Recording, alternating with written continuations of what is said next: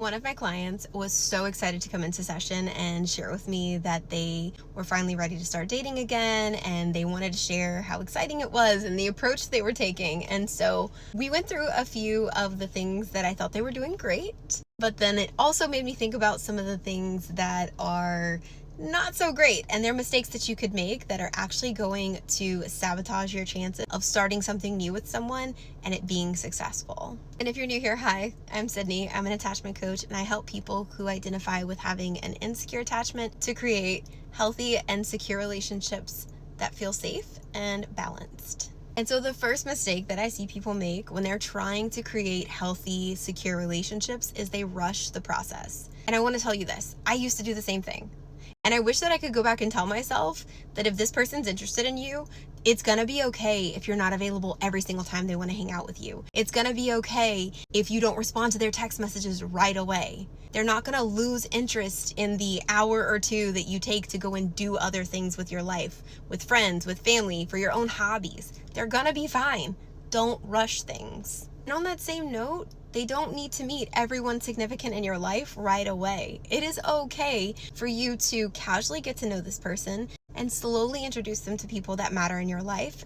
And if they're trying to incorporate you into their lives really quickly or invite you to meet all the important people in their lives right away, you can always say, hey, I'm just not sure I'm ready for that. And I'd also take that as a caution sign that maybe they're trying to make things move a little faster than necessary. Another thing that I used to do, and I see so many of my clients do, is confusing attention for compatibility.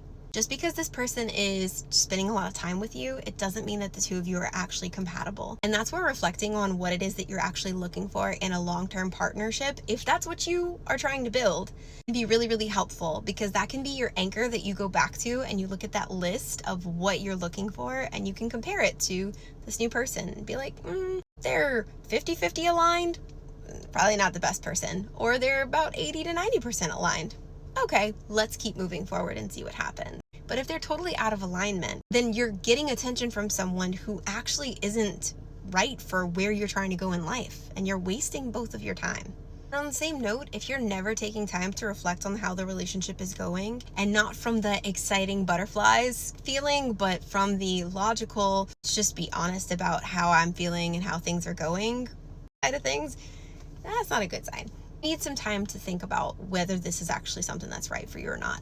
Especially if your past is full of relationships that are really, really exciting all at once and then they fizzle out, because you cannot build long-term sustainable relationships on excitement alone.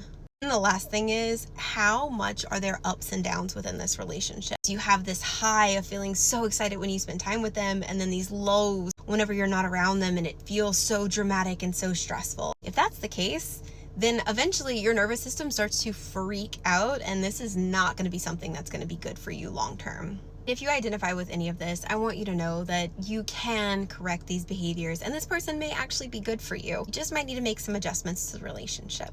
If you have any questions, or if you'd like some support, you can always leave them in the comments, or you can go check out more of my resources in my bio.